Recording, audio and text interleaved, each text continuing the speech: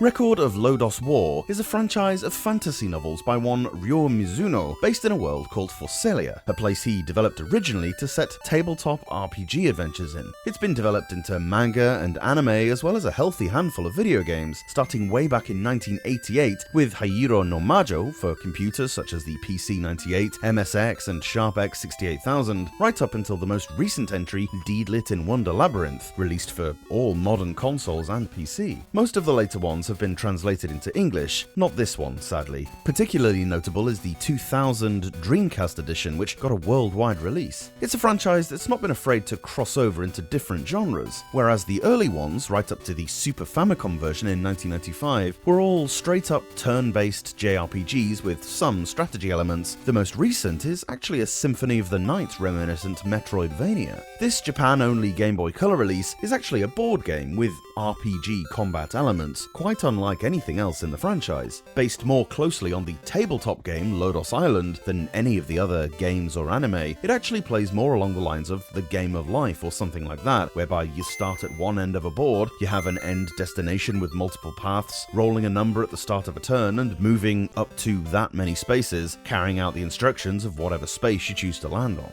There's quite a lot of randomness because of this, obviously, but you're not completely at the mercy of RNG. Certain tiles, when you land on them, will throw you into a battle against a random enemy, and while you don't have a ton of fighting options when compared to something like a turn-based JRPG, there is at least a little bit of strategy available to you. In battle, you have 3 spaces on the bottom of the screen on which to allocate your fighters. The left one with the swords in is attack. Place the best hand-to-hand cards here. The middle one, the bigger one with the curved staffs, is for magic attacks, and the right one is for special. You select one block with A, cycle to the card you want, then press A to place it. You can then move along within that block if there are spaces left. The numbers that appear at the top will tell you how much room there is, or move to another. When you're happy, press up on the D-pad to perform that round of attacks. This is where you could really do with being able to read the text. It'll tell you some hints every now and then as to which spots to prioritize. Some enemies are more susceptible to magic, so load that one up. Others, like goblins or thieves, are weaker to swords. Also, you need to know how the battle is going. There are no visible health points or anything like that. Rather, after each round of attacks, a text will pop up saying something along the lines of, "The battle is even," or "The fight is tipping in your favor." This gives you an indication as to whether your formation is right.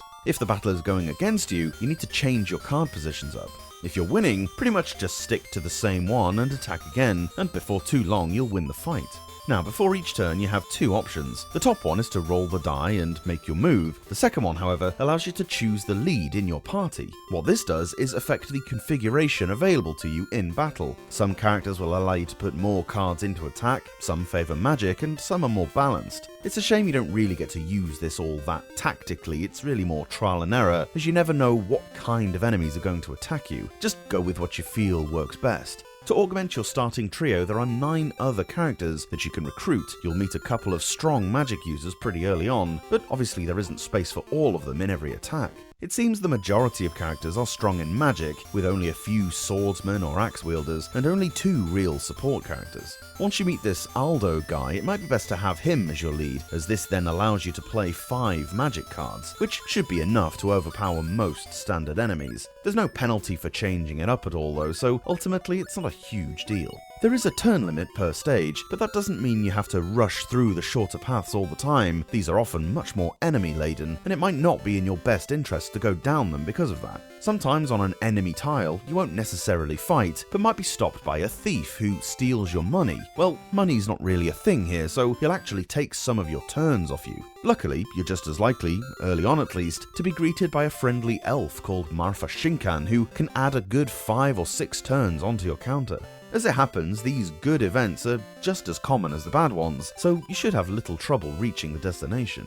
Some of the other events that might occur are things like an increase in the number of enemy tiles present on the next turn, or you might be granted a horse which doubles your movement for the next turn, whereas others might halve it. Some tiles may make it so you're not able to choose a certain card for however many turns. However, if you then find Undine, this blue fairy-like creature, she'll negate any of these effects, which is kind. Games like this are always subject to the whims of chance, which might be off-putting for folks anticipating an RPG or strategy-laden experience here. The game has a really cool storyline that's lifted straight from the Chronicles of the Heroic Knight books and anime series, so fans of those will enjoy playing alongside recognizable characters. Gameplay-wise though, the game does struggle along a little bit, with not really enough variation in the events to justify 5 quite laborious levels, and once you get your limited strategy options sorted out, the challenge isn't massively high. Still, looks good and sounds great. Fans of the series might enjoy the different tangent, and perhaps there might be something for D&D fans, otherwise, probably a limited appeal.